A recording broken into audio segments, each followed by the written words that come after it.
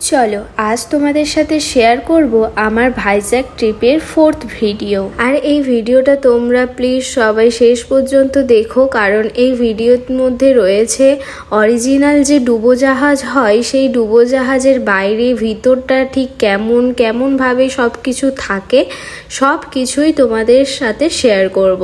তো যাই হোক, লাঞ্চটাকে কমপ্লিট করে নিয়ে একটু রেস্ট নিয়ে ঝটাফট রেডি হয়ে বেরিয়ে পড়েছিলাম আমাদের ফার্স্ট লোকেশনের উদ্দেশ্যে।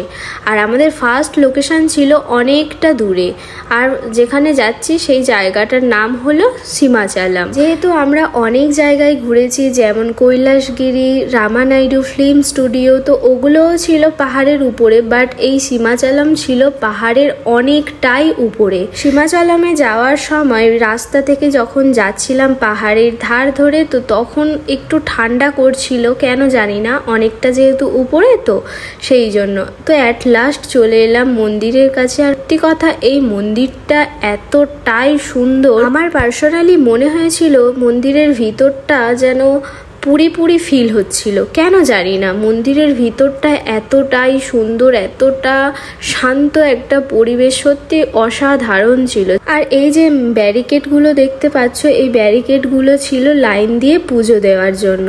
আর মন্দিরের বাইরে কত তুলসীর মালা, ফুলের মালা বিক্রি হচ্ছে, যেহেতু এই মন্দিরটা ছিল বিষ্ণু অর্থাৎ নারায়ণের মন্দির। তো যাই হোক, মন্দির প্রদক্ষিণ করার পর প্রসাদ তো খেতেই হবে, তো প্রসাদ নিয়ে সবাই মিলে একটু নিলাম, নিয়েই বেরিয়ে পড়লাম আমাদের নেক্সট লোকেশনের উদ্দেশ্যে। ভাইজ্যাক ট্রিপে যেমন আমার কৈলাসগিরি একটা মনের মতো জায়গা, মানে ভিউ পয়েন্ট, ঠিক তেমনই সীমাচালামও ছিল আমার একটা মনের মতো খুব ভালো একটা ভিউ পয়েন্ট। তো যাই হোক, সীমাচালাম ছিল অনেকটাই দূরে, তো সেখান থেকে ফিরতে আমাদের সন্ধে হয়ে গিয়েছিল। আর তারপরেই আমরা চলে এসেছিলাম আরকে ব্রিজে।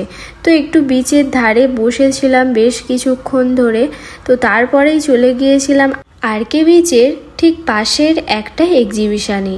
আর আরকে বিচ থেকে দিদির বাড়িতে ঠিক যেতে সময় লাগে 35 থেকে 40 মিনিট। তো হাতে সময় থাকার কারণে তো সবাই মিলে ডিসিশন নেওয়া হলো, চলো এক্সিবিশনটা একটু ঘুরে দেখা যাক। তো সেখান থেকে ঘুরেই চলে গিয়েছিলাম ডুবোজাহাজ দেখতে। আর এটা ছিল অরিজিনাল একটি ডুবোজাহাজ, যেটা সামনে থেকে ঠিক এমনটা দেখতে। তো এখানে টিকিট কেটে ঢুকতে হয়, যেহেতু সন্তুদা নেভিতে চাকরি করে, তো সেই জন্য আমাদের একটু ছাড় দিয়েছিল। বলতে পারো আমরা ফ্রিতেই এই ডুবোজাহাজটা প্রদক্ষিণ করেছিলাম। তো যাই হোক, এখানে ফার্স্ট ঢুকে তোমাদেরকে দেখাই যে কিভাবে মানুষজন ডুবোজাহাজের মধ্যে থাকে। তো এটা তো তোমরা দেখে বুঝতেই পারছো যে এটা বেড করা ছিল, মানুষজন ওখানে শুয়ে থাকে। আর এটা ছিল ডাইনিং প্লেস। তো তোমরা বুঝতেই পারছো ডুবোজাহাজের মধ্যে এইরকম ডাইনিং প্লেস করা থাকে। আর এই যে সিঁড়িটা দেখতে পাচ্ছ, এই সিঁড়ি দিয়েই ডুবোজাহাজ থেকে উপরে ওঠে। আর তোমরা তো দেখেই বুঝতে পারছো যে ডুবোজাহাজটা একদমই অরিজিনাল, বাট যে মূর্তিগুলো রয়েছে ওগুলো ফেক ভাবে সাজিয়ে রাখা হয়েছে মানুষের বোঝার্থে। আর এই যে তোমরা এটা দেখতে পাচ্ছ, এখান থেকেই জল দেখা যায়, মানে জলের যে স্রোতটা ওটা দেখা যায়। তো তোমরা তো দেখে বুঝতে পারছো যে কতটা শর্ট জায়গায় মানুষ এই রকম ভাবে থাকে। আর এটা ছিল জলের নিচে নামার জন্য যে ড্রেসটা পরে, ওই ড্রেসটাই ছিল।